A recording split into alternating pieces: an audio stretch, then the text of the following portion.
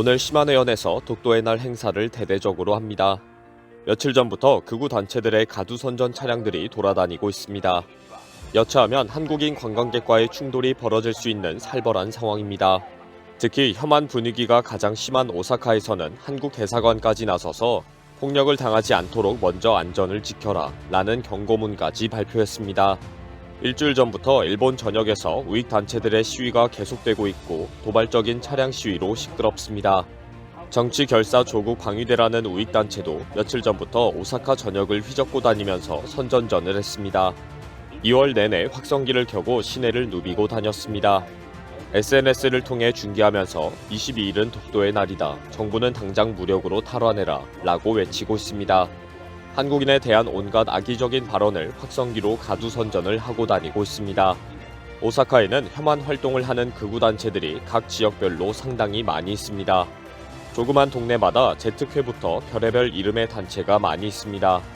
혐한 단체 간판만 내걸면 후원금이 쏟아지는 곳이 오사카이기 때문입니다. 애국사상주의 행동대라는 곳도 며칠 전부터 한국 영사관을 빙빙 돌면서 가두선전전을 하고 있습니다. 아이치현에서는 극우 정당인 일본 국민당 소속 당원들을 중심으로 아이치현 지사 퇴출과 독도 탈환 선전전이 진행되고 있습니다. 오무라 히데아키 아이치현 지사는 위안부상 전시회를 허가하고 혐한 증오 발언 금지 조례를 채택했다는 이유로 비난을 받고 있습니다. 혐한 선전전을 하면 바로 처벌을 받는 곳이 아이치현이다 보니 극우 단체들이 독도 탈환 선전전을 가장 많이 하면서 도발하는 곳입니다. 혐한 단체 중에 가장 악명 높은 제특회도 아이치현 나고야시 한국총영사관 앞에서 며칠 전부터 가두 선전전을 하고 있습니다. 볼륨을 최대한 높이고 자기들의 주장을 계속 외치고 있습니다. 시마네현은 이틀 동안 현청 구내식당에서 독도 형태로 만든 카레밥을 제공했습니다. 밥으로 독도의 동도와 서도를 주물럭거려서 비슷하게 만들고 거기에 일장기를 턱 꼽아놓고 독도의 날 기념이다 라고 홍보하고 있습니다. 시마네현은 독도 해물 카레의 밥은 3D 프린터로 만든 형틀로 독도 모양을 만들었다. 오징어도 많이 넣어서 맛있다. 많은 이용 부탁한다. 라고 언론에 알렸습니다. 20일과 21일 이틀간 제공하는데 첫날에는 110인분, 어제는 50인분이 나갔다면서 독도에 많은 관심을 가져줘서 고맙다고 밝혔습니다. 시마네현은 현내 중학교에서 독도는 일본 고유의 영토이다 라는 특별 수업을 진행했습니다. 학생들은 독도를 둘러싼 역사와 진실을 배웠다. 우크라이나 전쟁이 계속되는 상황에 일본의 영토를 반드시 찾고 지켜야 한다는 것을 배웠다 라고 말하고 있습니다. 시마네현은 학생들이 그동안 몰랐던 것을 배웠다. 한일 양국 청소년들이 독도 문제를 두고 진지하게 토론했으면 한다 라고 밝혔습니다. 시마네현 지사는 일본 영토를 지키자 독도를 탈환하겠다 라고 고함치면 당선이 되는 자리입니다. 마음대로 독도의 날을 만들어서 혐한 발언을 가장 많이 하는 지자체입니다. 시마네현은 1905년 2월 22일 일방적으로 독도를 시마네현 행정구역에 편입하는 공시를 했습니다. 그리고 공시 100주년이 된 2005년 2월 22일을 독도의 날로 지정하고 2006년부터 행사를 열어왔습니다. 일본 정부는 오늘 행사에 자민당의 나카노 히데유키 내각부 정무관을 참석시키기로 했습니다.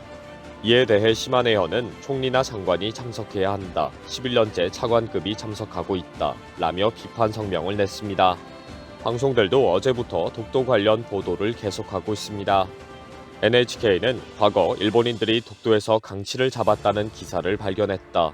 일본 어부가 쫓겨난 증거이다. 라며 특집 방송을 하기도 했습니다. 2월 22일 독도의 날 행사가 진행되는 2월이 다가오면 온갖 혐한 단체와 인물들이 물을 만난 듯이 설칩니다. 독도 탈환이라고 시위하면 후원금도 가장 많이 들어옵니다. 혐한 발언을 세게 하는 인물이면 전국을 다니면서 강연회를 하면서 돈을 벌 수가 있습니다. 특히 시마네현의 독도의 날 행사에 맞춰서 활발한 정치 활동을 하는 일본인 중에는 스즈키 노부유키가 있습니다.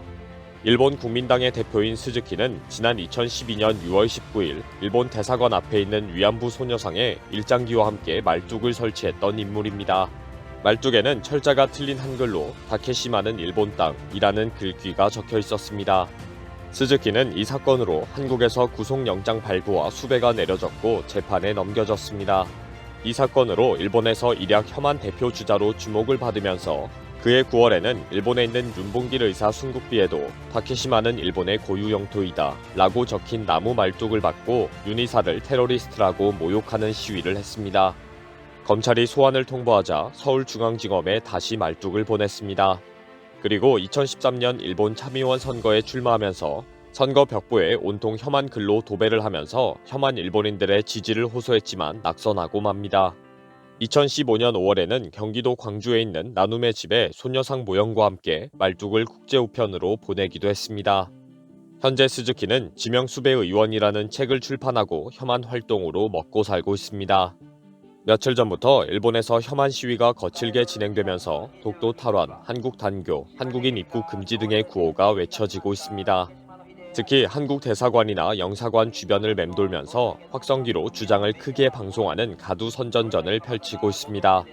결국 주일 한국 대사관은 홈페이지를 통해 시위가 많이 발생하고 있다. 국민들은 우익단체와 불필요한 마찰을 피해달라. 무조건 안전이다. 라고 당부했습니다.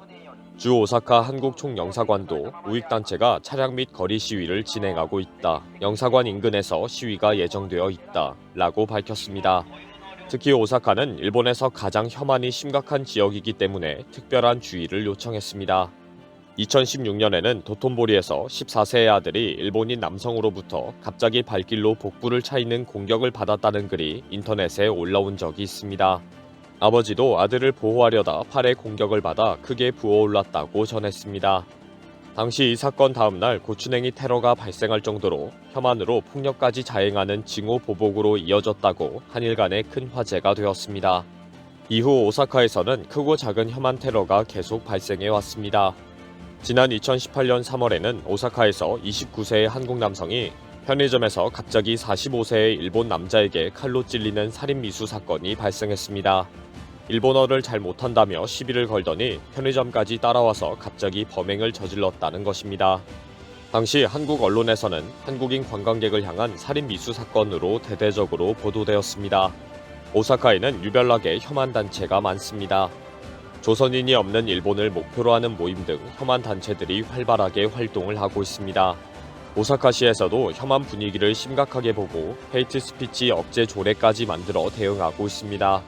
일본 내에는 혐한 단체 활동을 하면서 생계를 유지하는 사람들이 너무 많습니다.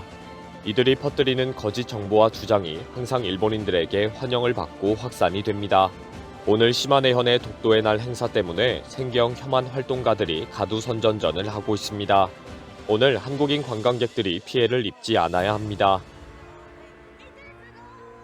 이번 영상은 여기서 마치겠습니다. 시청해주셔서 감사합니다.